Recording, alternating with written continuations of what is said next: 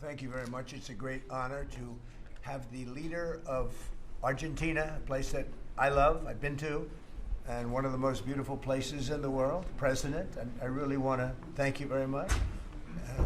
He's MAGA all the way. It's make Argentina great again. I heard about him when he was campaigning, and even before his campaign. He's a great economist, and he was saying a lot of very correct things, and he was very much in a conservative mode. And I heard all about you as you were running and even before you were running, because as a tremendously talented economist, you were getting a lot of good write-ups, and I appreciated that. But he was make Argentina great again. It worked. I actually sent him some hats for his early part of the campaign, and then he called me. He wanted a lot more, and I said, "When does it stop? When will it stop?"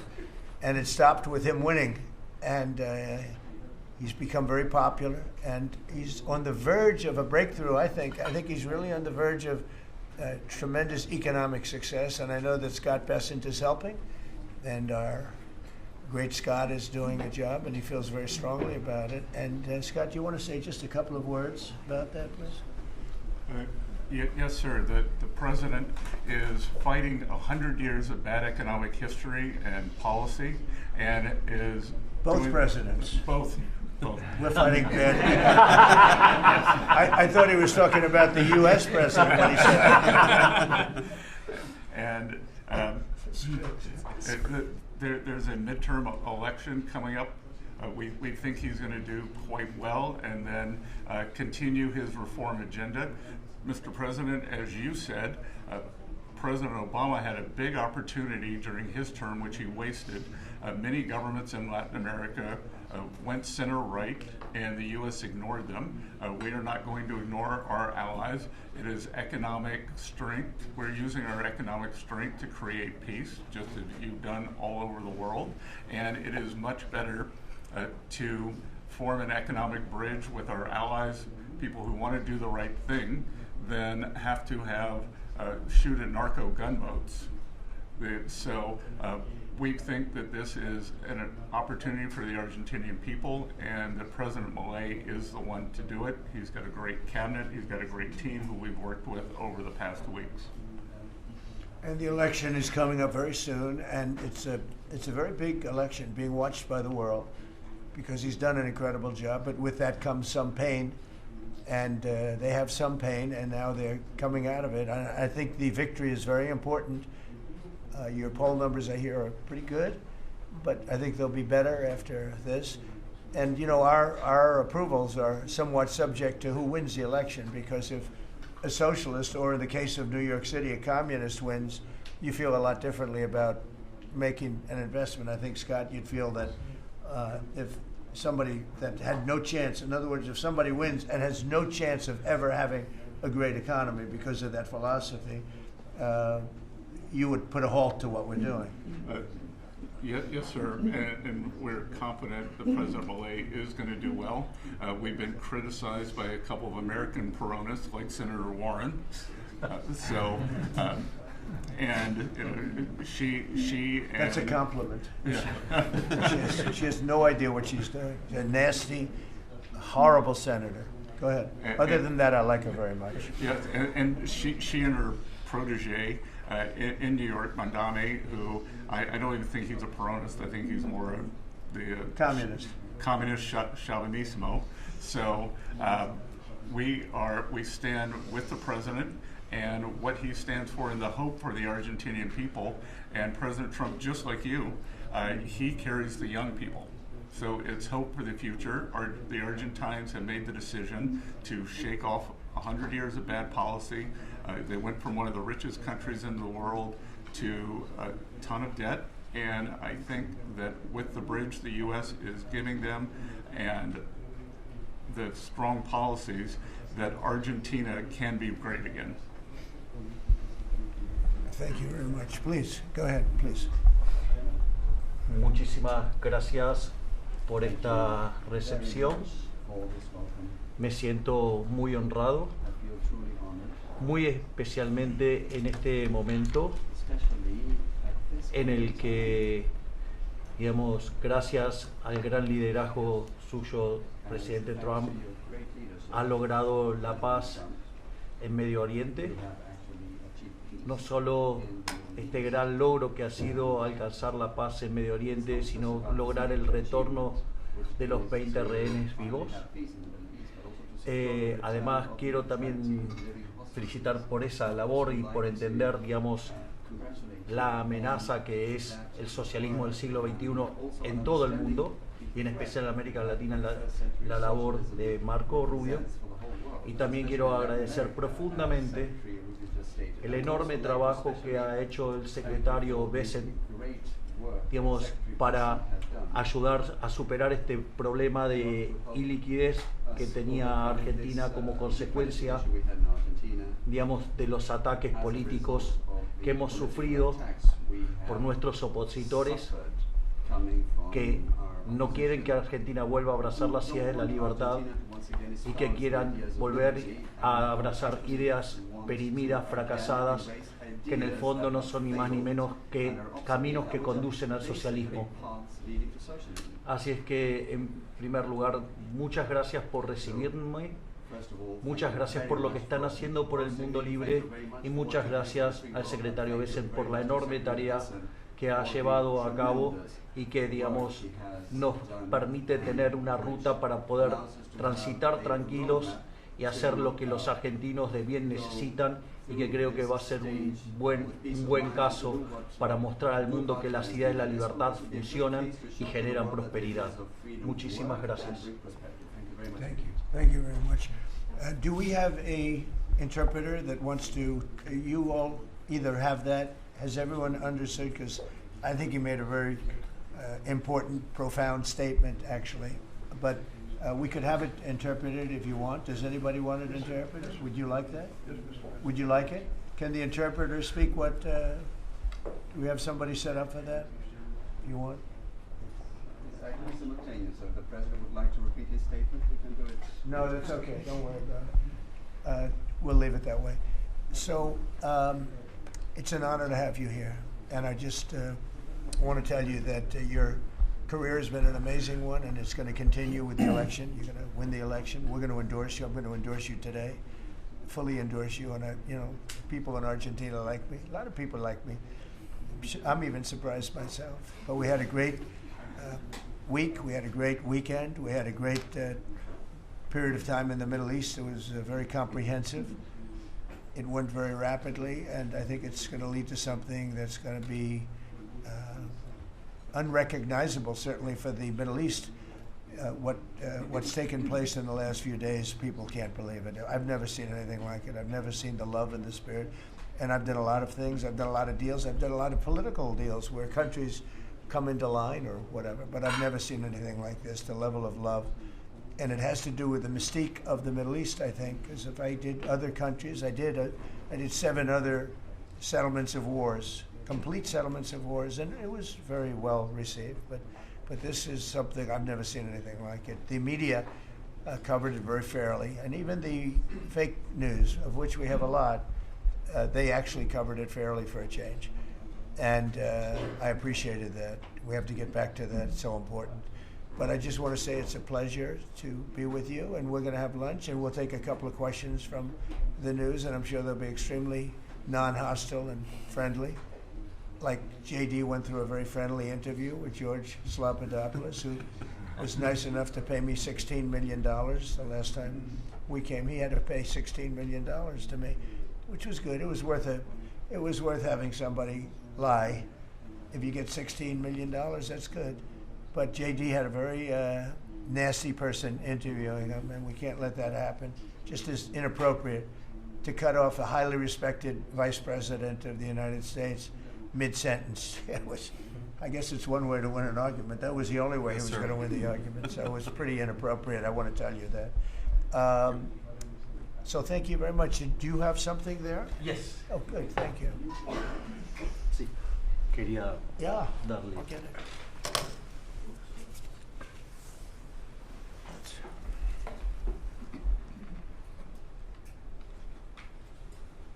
That's fantastic. Thank you very much. And when he did this letter, Mr. President, your settlement in the Middle East wasn't done. Ah. So we had to do a new letter Let's do it. to include a gap, because this is a very important. You'll have to add one extra sentence. per paragraph. Exactly. That's great. Thank you very much. This is such a beautiful statement. Thank you very much.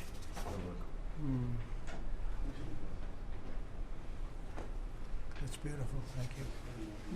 Mr. President, Mr. President, how is this Argentina? Why don't we talk about Argentina first? And then go ahead. How is Argentina Are you going? worried Mr. President, about the how is this influence of Argentina- China in Argentina? Sorry. Go ahead. How is this Argentina rescue package America first? And is this rescue package meant to help President Milei's party in the coming election? No, it's helped. It's really meant to help a good financial philosophy where Argentina can, after 20 years of disaster, because it was very successful at one point, and it can be again, like Venezuela. Venezuela was very, very successful, and now it's a dictatorship. So when we can help our neighbors, we're making tremendous progress in South America. South America, Marco was telling me, he's like our great expert here. He really knows it. But you were telling me that so many of the countries are coming our way, and we had a few years ago when I just came back. So I've been here now almost 9 months. But when I just came in, I was amazed to see how poorly we've done. We lost so many, and one of them was Argentina. Would be lost if he wasn't there. And I think he will be there because the people recognize he's done an amazing job. He took over a real mess. So did I take over a mess. I took over a mess by, the Biden group. And Obama he started it, I'll tell you. Barack Hussein Obama started it. Could you give a couple of words on South America? You were telling me so well yesterday how well we're doing. Go ahead. Well, first of all, we have now 8 or 9, 10 countries, Argentina being foremost among them, that have aligned with the United States on issue after issue in international community events all over the world. They're, in fact, these great allies like Argentina, but I can go into others, Costa Rica, I don't want to leave anybody out, El Salvador, but I think one of the more promising developments is later this month there'll be an election in Bolivia after 25, 30 years of anti-American hostile government. Both of the candidates running in that election, in the runoff election, want strong and better relations with the United States and another transformative opportunity there. But so I think this is important. This is our hemisphere. It's where we live. And having strong neighbors such as this. And great progress has been made, really. And we'll make more. Absolutely. Over the last 9 months. Really over the last 9 months. Yeah, please. Mr. President, from Argentina, Buenos Aires, do you imagine soon a free trade agreement with Argentina? Could it be possible soon? Yeah, it will be. Well, we're going to discuss some of it today. But no, we want to help Argentina, and we want to always help ourselves. But we want to help Argentina. And one of the ways we can do, they have great product. And we used to do a lot of trade, and then if you look at what the Democrats, well, they didn't know. They didn't know. Honestly, they didn't know what they were doing. But a lot of that trade disappeared. And they have great product. So we will be trading with Argentina. And it'll be helpful to them, and it's helpful. It's good for us also. Mr. President, was China trying to draw a wedge between U.S. and Argentina by buying soybeans from Argentina and not U.S. farmers? I would say so. Yeah. And China on China likes to draw wedges. Ships too. Yeah, sure. I mean, I guess that's natural. It's China, and it's natural, but it's not gonna mean anything in the end. Mr. President, Mr. President, from Argentina, should Argentina end the China swap and close the space base in Neuquén? I don't think you should be doing business much with. You can do some trade, but you certainly shouldn't be doing beyond that. Certainly shouldn't be doing anything having to do with the military with China. And if that's what's happening, I'd be very upset about that, yeah. What about You the understand swap? that, Scott, right? Mr. President, You do understand. Mr. President, what about the swap? Because it's so important for Argentina, the swap. Okay, go The ahead. central bank. The American assistance is not predicated on the swap with China being closed. Any reporting to that effect is incorrect. But you said that Argentina has to expose China from your business or from your agenda, and the swap is so important for Argentina. No, I was referring more to ports, military bases, observation facilities that have been created in Argentina. Than the swap? More than the swap? more than the swap. He was referring to that. Yeah, behind you, please. Yes, President, for Argentina, what's the benefit for United States in helping this way Argentina? Just helping a great philosophy take over a great country. Argentina is one of the most beautiful countries that I've ever seen. And we want to see it succeed. It's very simple. I mean, we don't have to do it.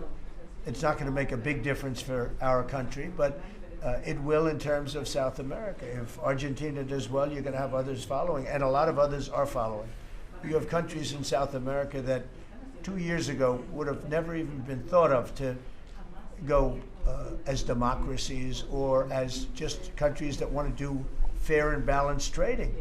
And now you mentioned Bolivia, but there are numerous other countries that are coming our way. And Brazil, as you know, I had a very good conversation with the president. I met him at the United Nations before I went up to speak, and then I found that he didn't have a speech because I had no teleprompter. They turned off my teleprompter purposely. They made it impossible for me. But it didn't silence me. I spoke without, and it was a good speech. I mean, it was a good speech. But no, and think of that. You go into the United Nations, I'm speaking in front of 158 leaders and the whole world. And I look at my teleprompter and it's dead. They killed my teleprompter. They wouldn't let the man that operated into the booth. Can you believe that? Do you not have any specific interest in economic terms for the state? I do have. No, I want to see it succeed. I think it's going to be great, and we will benefit also. But it's not that big a benefit because it's not that big a country, but it's a very important country, and it's a country that can be very successful. There are some countries that will never be successful. This is a country that has great potential if it has the right leadership, and you have the right leadership with this man right here. Okay? Mr. President, would you support dollarization? I would say that I'll leave that up to my my economic people, but I like the dollar. I'm very strong on the dollar. And anybody who wants to deal in dollars, they have an advantage over people that aren't. But for the most part, we're keeping it that way. I think if Biden would have, Biden, that group would have gotten elected, meaning Kamala, you wouldn't have the dollar as your currency anymore. You wouldn't have a world domination by the dollar if I didn't win this election. And now the domination, like BRICS. I told anybody who wants to be in BRICS, that's fine, but we're going to put tariffs on your nation. Everybody dropped out. They're all dropping out of BRICS. BRICS was an attack on the dollar. And I said, you want to play that game, I'm going to put tariffs on all of your product coming into the U.S. They said, like I said, we're dropping out of BRICS. And BRICS is like, they don't even talk about it anymore. Scott, you want to add to that, please? We're very happy with the current currency arrangement. Mr. President.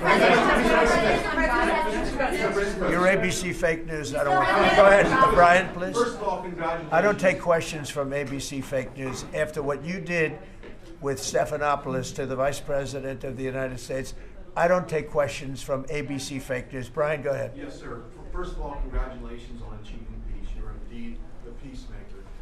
Hard to believe, right? Did you ever think I was going to be called a peacemaker? Actually, I did. I did too. Go ahead. But on a lighter note, Elizabeth Farah, she is one of the hosts on ABC's show The View. She said a while back, I'll quote, "If Trump gets Israeli hostages out, I promise I will wear a MAGA hat for one day on this show and say thank you for doing it." Your response? Well, did she put the hat on? Well, she hasn't got the hat yet. Who is it? Which one? Elizabeth Farah. Oh, yeah. Well, she used to work for me. So she used to work here. I'll tell you about Alyssa. She worked here. She gave me the most beautiful letter when, the administration, the time came up, the election was rigged, I left. She gave me the most beautiful letter you've ever seen. I was a great president. What a great job. Some of the letters have been quoted. This is Alyssa, who I never thought was very outstanding. I figured she would not make it. And she didn't have a big role here either. And then we had January 6th. And she left after that or before that, but she gave me the most beautiful letters. And then even months after she left, and while we weren't here any longer, she sent another letter, glowing letter, beautiful letter. And then she got hired by The View, and they gave her a couple of bucks, and she changed her view very quickly. I never thought she'd make it. Never thought she had what it took in any way. You know what that means. But she's on The View. But it just shows what a fraud The View is, because this woman gave me letters and statements. She said I was the greatest president in her lifetime. Now, she's not that old, so I didn't consider it a great compliment, but I've had better. Can we send her a hat? Well, recently I've had the greatest president of them all. I like that much better. Because I said, does that include Washington and Lincoln? Yes, sir, it does. I said, I like that person.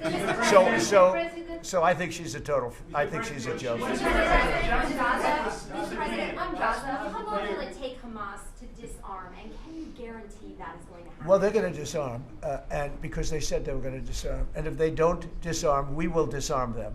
How will you do that? I don't have to explain that to you. But if they don't disarm, we will disarm them. They know I'm not playing games. Okay? Now, we did something monumental. We got the hostages back. That was the first thing we had to do. Above all else, get the hostages back. Now, they misrepresented because we were told they had 26, 24 of dead hostages, if we can use those terms. And it seems as though they don't have that, because we're talking about a much lesser number. But that's a very tough subject. I want them back. That's what they said. I want them back. Also, they said they were going to disarm.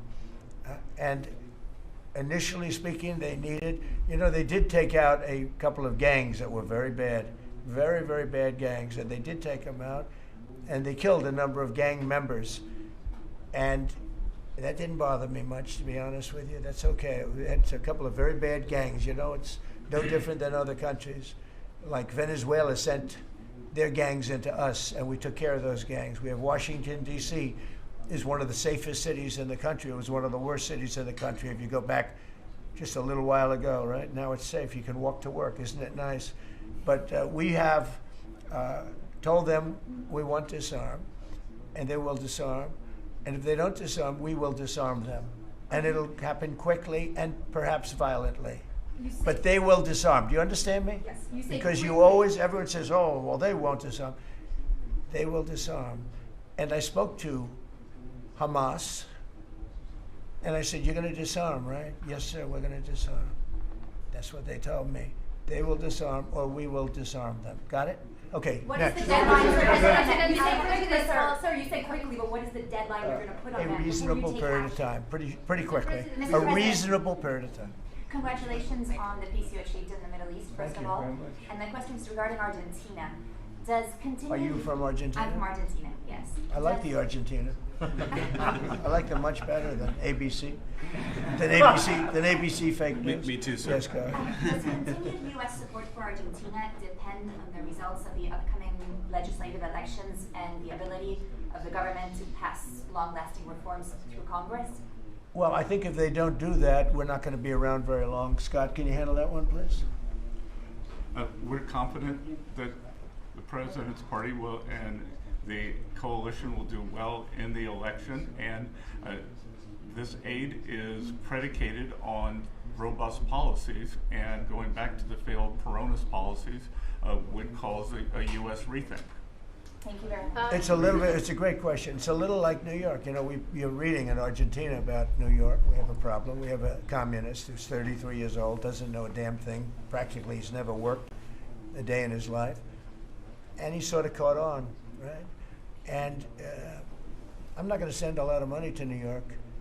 I don't have to. The money comes all through the White House. And if they're going to be sending us stupid policies, communist policies, which is proven for thousands of years doesn't work. We don't have to prove it again. We're not going to ruin one of our great cities, because we'll make that great. We will clean up the crime in about 30 days. Took 12 days to do Washington, D.C., so New York is bigger. And Chicago, we've already made a lot of progress despite fighting from the government, but Chicago's doing great. Memphis is doing really great. We have great support there from the political leaders. They said, please come in and clean up crime. And we love it. We've in 1 week, Memphis is so good. It's so much better. We'll have it within a month. We'll have that into a safe city again. And all of these cities, we want to clean them up. We don't like that opposition. But if somebody's going to be a communist mayor of New York, it's a fluke if he gets in.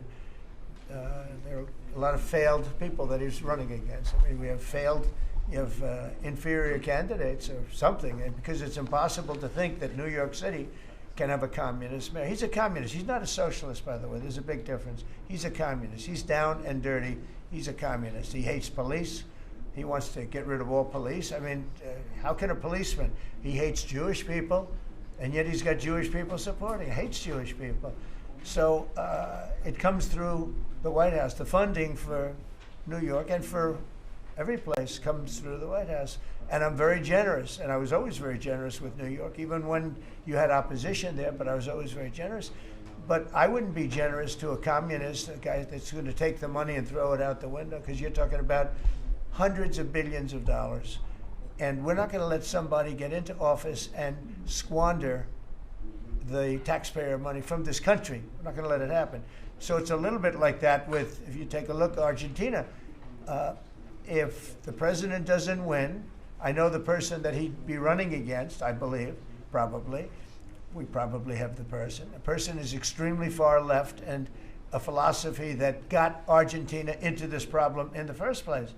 So we would not be generous with Argentina if that happened. If he loses, we are not going to be generous with Argentina. Mr. President, you talk about Argentina and important in the Latin America. What is your plan for Venezuela? But is the terrorism, the narco-terrorism in the President Maduro? What is your plan? Well, Venezuela's done a couple of things very badly. Number one, we get drugs and all of that. But we get something in a way worse because they're a big purveyor of drugs, but we have worse. What they do very well is they send their criminals into the United States, and they send Tren de Aragua, that you know very well. You're from Venezuela, I assume. And they send them in by the thousands, literally. And these are the worst of all. And they empty their prisons into the United States. They empty their mental institutions into the United States. And because we had a president who's low IQ, he didn't realize what was going on. And the people that are high IQ that surround him, but they happen to be lunatics, radical left, they're highly intelligent, radical left lunatics, okay? So in a way, that's worse than having a guy like Biden. But they ran the show. You heard about the Autopen.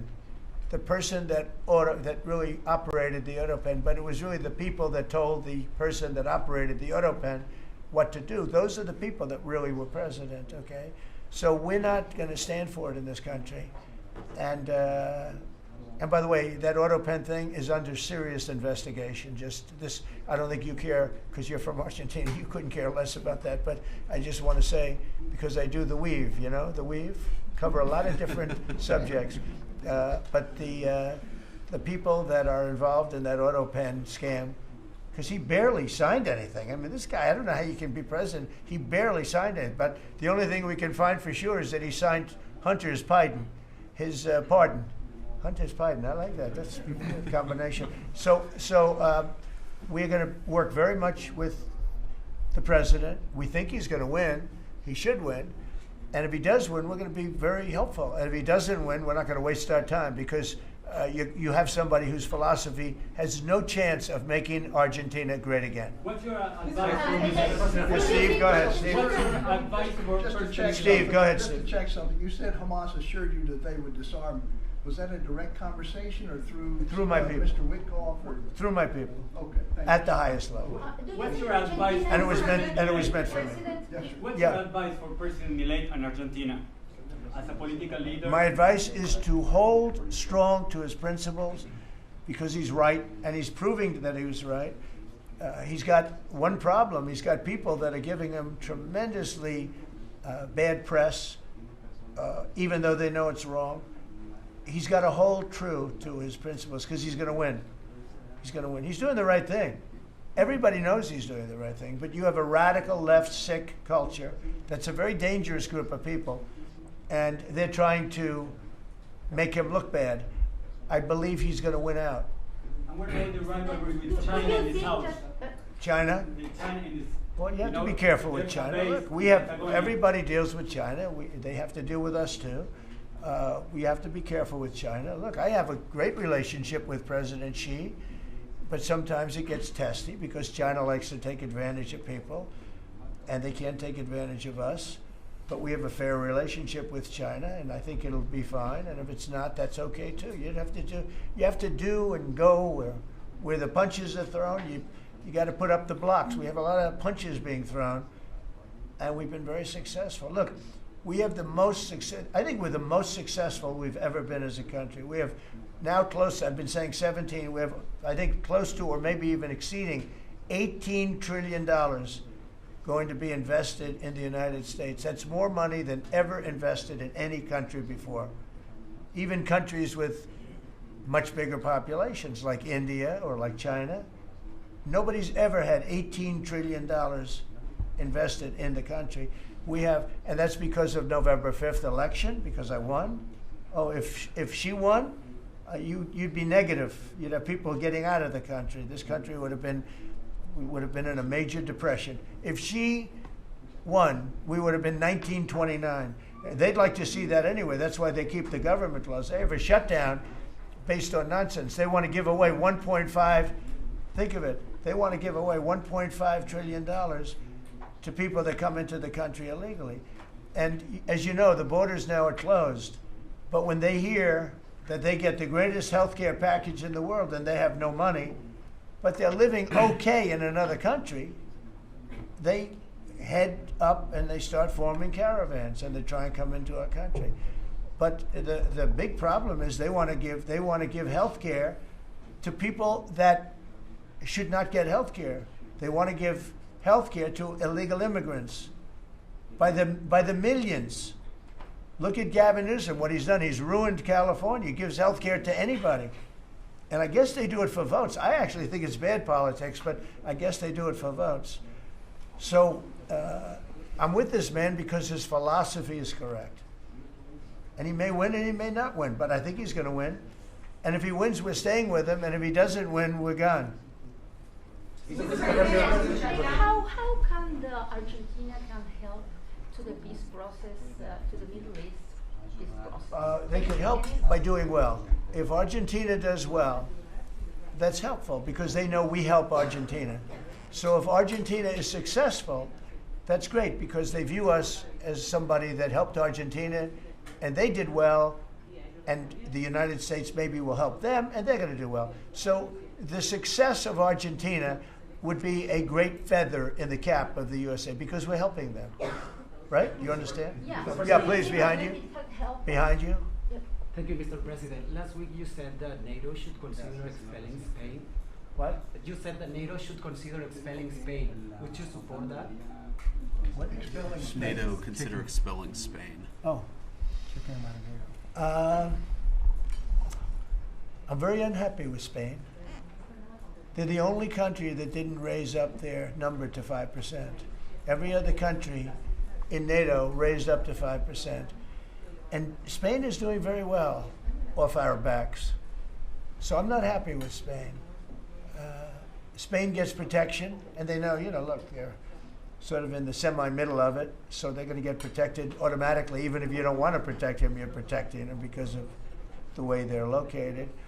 And I think what Spain did is a very bad thing for NATO. I think it's very unfair to NATO. It wouldn't matter if you said you're not going to protect them because they're pretty much protected. What are you going to do? Go through the other countries and let's go attack Spain, right? So I think what they did is not nice. I think it's very disrespectful to NATO. In fact, I was thinking about giving them trade punishment through tariffs because of what they did. And I may do that. I think unbelievably disrespectful. Spain, the only one out of all the countries in NATO, the only one that said that is Spain. And I think that's, I think they should be punished for that. Yes, I do. Mr. President, on the government shutdown, you have the money to pay the troops on... I do. Okay. I actually have a man who is a very wealthy person. You'll know that when I tell you this. Who called a donor, a great gentleman, and he said, if there's any money necessary, shortfall, for the paying of the troops, then I will pay it, meaning he will pay it. How about that? I said, look, we're not going to need it. We're going to take care of our troops, but this was a position that's being forced upon us by Democrats, And all they have to do is just sign a piece of paper saying we're going to keep it going the way it is. You know, there's nothing. It's not like it shouldn't even be an argument. They've signed it many times before. I don't want to bore you with the fact that Schumer said 100 times you should never close up government.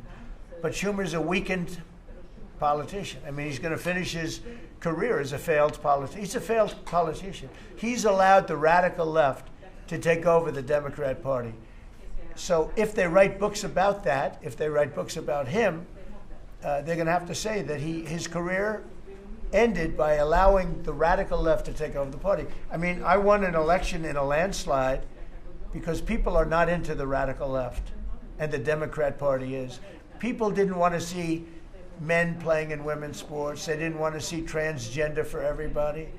They didn't want to see all of the different things that they do that's so crazy. Open borders. I mean, the worst thing that he did to us, it's not inflation, because we fixed inflation. Prices are way down.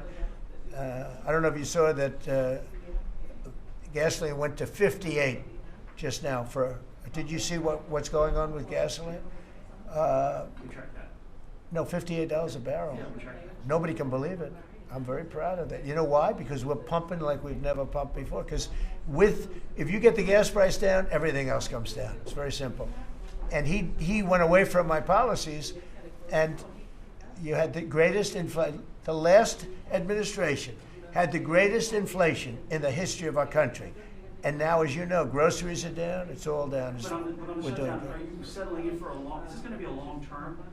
It's up to them. All they have to do is just vote to extend. We don't need it. We're not saying we want money. All we need is a right to extend. They want a right to extend, but they want $1.5 trillion so they can give it away to illegal immigrants, the people that are invading your cities. And many of these people, for whatever reason, I mean, I understood this. I called it a long time ago. These countries are run by people I know. Friends of mine, like I know this gentleman. I hope you haven't sent, he probably did too, why not? They send up their worst people. They send up people that are criminals. They send up people from jails. And at best, the best ones they send up are people that don't work very hard and that are on a social form of welfare. And they're sending those people into the United States. I don't blame them. I'm angry at them, but I don't blame them. But I'm really angry at Biden and Kamala and that group of lunatics for allowing it to happen, because it's the hardest thing. Now, you know, we're sending them out. It's incredible the job that Christie and Tom Homan and the whole group is doing. But we shouldn't have to be doing that. We're doing a lot of work on getting people out of here. Tren de Aragua has caused tremendous damage, and our soldiers are great. You know, our soldiers are now based on merit. They're not based on woke, because we won the case in the Supreme Court, which was the bravest case. I have such respect for the Supreme Court because of what they did with merit, because our country was built on merit. Countries are destroyed on woke. You know, I made a statement, and I hated to make it because it sounded bad, but everything turns to you know what when it goes woke. You remember the term. I don't like to use it because you might have some children listening, but it turns bad. And no, we have the hottest country right now anywhere in the world. That's why he's here. That's why every other country wants to meet here too. But we only have so many hours in the day and days in the week. But we get the hottest country. Think of it. We were a dead country a year and a half ago. And now we have the hottest country anywhere in the world. It's pretty good. We did a good job. Okay, any other questions? Go ahead, you, please. Would you like to visit Argentina soon? There is an invitation for that. What does that mean? Do you like to visit Argentina? I do. I would love to. I'm just a little busy. I would love to. I'd love to go to Argentina. I'd like to be like Biden. I'd like to go to the beach. You know, my legs are not quite as thin as his. My legs are slightly heavier. My arms are slightly larger. My body is a little bit larger than his. I'm not sure it would be appreciated on the beach, but I'm not going to take a chance. You won't see me in a bathing suit. You won't see in a bathing suit sitting on a beach in Argentina, falling down and not being able to lift a 3-ounce chair, meant for old people to lift, and he couldn't lift it, so we had a problem. He spent too much time on a beach. Somebody told him that he looked good in a bathing suit. And you'd see this guy on the beach all the time. I never quite understood it. Steve, go ahead. Could you preview your meeting with Ukraine President Zelensky on Friday? You expect to talk about weapons? Yeah, no, we have an interesting meeting going on. Look, I'm very disappointed because Vladimir and I had a very good relationship, probably still do. I don't know why he continues with this war. This war has been so bad for him. He's going into 4 years of a war that should have he should have won that war in 1 week. He's now going to soon be into his 4th year. He's lost 1.5 million soldiers, probably, close. Certainly in terms of wounded and no legs and no arms and all the things that happen in horrible wars. It's a horrible war. That's the biggest thing that's happened since World War II in terms of death. It's bigger than any of them. I settled 8 of them. The biggest is that in terms of death. Incredible. I think India, Pakistan had great potential too. We did a great job in that one, but he's got to really settle this war. And you know they have long lines waiting for gasoline in Russia right now, right? They have long lines. Who thought that was going to happen? And all of a sudden his economy is going to collapse. And I'd like to see him do well. I mean, I had a very good relationship with Vladimir Putin, but he just doesn't want to end that war. And I think it's making him look very bad. He could end it. He could end it quickly. And I have to tell you, I give credit because who would think that Ukraine could have fought Russia for 4 years to essentially a standstill? Now, there has been some early, before they knew what the hell was happening, because it happened quick. Biden should have never let that happen. That's a war that should have never happened, but it did. But it's not making Russia look good, I will tell you that. Really, tomahawks in Ukraine? We'll be talking about Ukraine, yeah. I mean, I have the president coming in on Friday, and I know what he has to say. He wants weapons. He would like to have tomahawks. Everyone else wants tomahawks. And we have a lot of tomahawks. Tomahawk is do you need any tomahawks in Argentina? You can cross Moscow with tomahawks. You need them for your opposition, I guess, because see, in this country, they'd use tomahawks for the opposition. I don't do that. I'm much nicer. The Democrats would use them if they had the chance. They're sick people. Go ahead.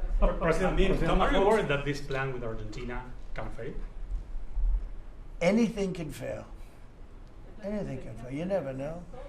That's why I say Putin should do something about the war, because so far, I mean, it's turned out to be very bad for him. But anything can. So this plan can fail. Sure, it can fail, but it's got a better chance. I would say, Scott, it's got a better chance of success than failure. And if it's successful, it's an unbelievable success. It can transform your country into greatness. It's got a great chance. We'd like to give it a chance. Anything can fail, but we'd like to give it a chance. And we think, because he's made so much progress, I mean, the work that he's done over the last 4 years is incredible.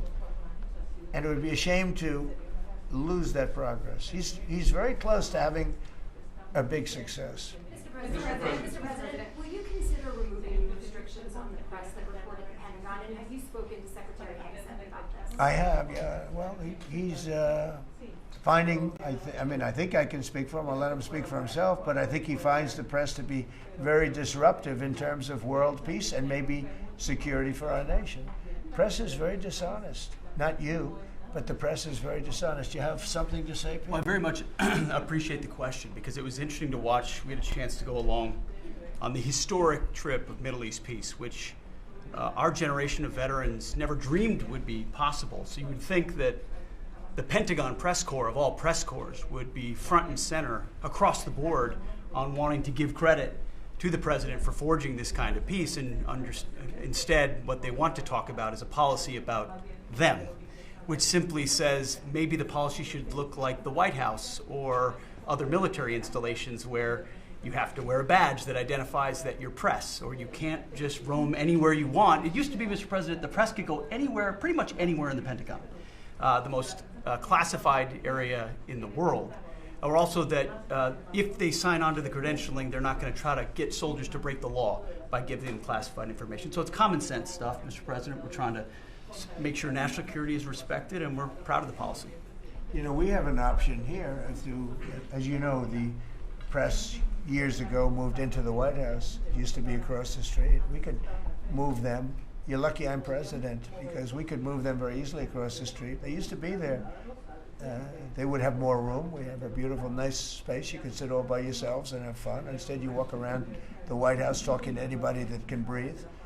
And, you know, but I find that when it comes to war, and now our great Department of War, we have some great people over there, I think it's sort of, it bothers me to have soldiers and even, you know, high-ranking generals walking around with you guys on their sleeve asking them, because they can make a mistake, and a mistake can be tragic. They can do it innocently, too. They can, you know, and they're not press people. They don't really deal with the press, so they're not really necessarily good at it, although I think it's mostly instinctual one way or the other. You're either good at things or you're not. But I could see you being bothered by that. And so you have them in an area and you treat them fairly, but they're not allowed to go into much like the somebody's office and sit with them for 10 hours. Right? Yes, sir. Yeah, I can understand. Mr. President, Boston had some street takeovers that we saw. Are you going to work with or try and work with the mayor of Boston? And then they have a World Cup. They have several World Cup games. I know Argentina has got World Cups. They have several World Cup games. Could those games move to cities that do work? It could. We could take them away. I love the people of Boston. I know the games are sold out. But your mayor is not good. They're worse than her. At least she's intelligent. You know, some are extremely low IQ. Those bother me more. She's intelligent, but she's radical left. And they're taking over parts of Boston. That's a pretty big statement, right? We could get them back in about 2 seconds. All she has to do is call us. We'll go in and take them back. But she's afraid to because she thinks it's bad politically. She could take them back, too. The Boston police are great. I mean, I know them. They love me. She'll never tell them to go after Trump because they love me and I love them. And I got a tremendous police vote and military vote, you know, and fireman vote, all of them. No, I think she is hurting Boston. The answer is yes. If somebody is doing a bad job, and if I feel there's unsafe conditions, I would call Johnny, the head of FIFA, who's phenomenal, and I would say, let's move it to another location. And he would do that. He wouldn't love to do it, but he'd do it. Very easily he'd do it. And this is the right time to do it. If I thought Boston was doing something that was going to cause safety conditions for the World Cup, I could say the same thing for the Olympics, because, you know, we have events that are in different locations for the Olympics. It's based in L.A. If I thought L.A. was not going to be prepared properly, I would move it to another location if I had to. On that one, I'd probably have to get a different kind of a permission, but we would do that.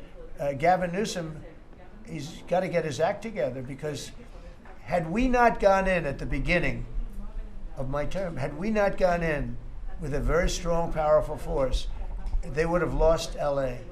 Now, you already lost 25,000 houses to fires. You got a big scar right in the middle of the city, and that should have never happened, because they should have had the water flowing in from the Pacific Northwest. All they had to do is open up the valves. He didn't want to do it. And he didn't want to do it, he says for environmental reasons. I don't believe that, but, you know, for some reason he didn't want to do it. Lost 25,000. You had no water in the fire pumps. You had no water in the sprinkler systems in the ceilings. There were no houses. Normally the things would go in the, you might not have lost 2 houses. So if he doesn't play ball, we're going to have to be very tough with him. He's done a bad job. You know, just to finish off on that, so when we went in, we did a phenomenal job. We went in with great force, and that was the end of it. We put it out. We extinguished that fire, which was agitation, and it was a very dangerous position to be in. And we went in and did a great job. But the chief, said we could have never done this without President Trump and without the federal government coming in. Okay, that was it. He said that. Now, 2 or 3 weeks later, he said, oh, we could have done it. But he knows he couldn't. The city was going to be taken over if I didn't go in. And you have to remember that. Los Angeles was going to be taken over. And we have it where the chief said it, I believe, numerous times. But that was as it was happening. That was a rough one. That was nasty. And if we saw a situation like that, yeah, we'd be forced to make a move. Boston better clean up their act. That's all I can say. Go ahead. One more question. Mr. President, talking about shutdowns. Yeah, please. Do you feel any urgency to end the shutdown in the next week, 2 weeks, or would you be fine if it stretches into November and then toward the holidays with folks not getting paid? Well, you know, shutdown, we've had many, many shutdowns. And this is a shutdown that shouldn't have happened. A group of people brilliantly decided to make it after the election. I said, thank you very much. In other words, give it to Trump instead of Biden. So it shouldn't happen. And likewise, debt ceiling shouldn't have. But the big, great big, beautiful bill solved the debt ceiling problem for Is there a 2 point where years. you would reach out to No, here's what's happening in the shutdown, though. Honestly, can I put it in plain words for you? And you're a smart guy, so you'll understand, but a lot of people don't. The Democrats are getting killed on the shutdown because we're closing up programs that are Democrat programs that we were opposed to. So we're being able, and they're never going to come back in many cases. So we're being able to do things that we were unable to do before. So we're closing up programs that are Democrat programs that we wanted to close up or that we never wanted to happen, and now we're closing them up. And we're not going to let them come back. The Democrats are getting killed. And we're going to have a list of them on Friday, closing up some of the most egregious, socialist, semi-communist, probably not full communist, we're saving that for New York, but semi-communist programs, and we're closing them up. We're not closing up Republican programs because we think they work. So the Democrats are getting killed, but they're not telling the people about that. I say it, nobody, well, I haven't said it probably as bluntly as I just said it, but so we are closing up Democrat programs that we think, that we disagree with, and they're never going to open again. Thank you very much. Thank you, everybody. Thank you.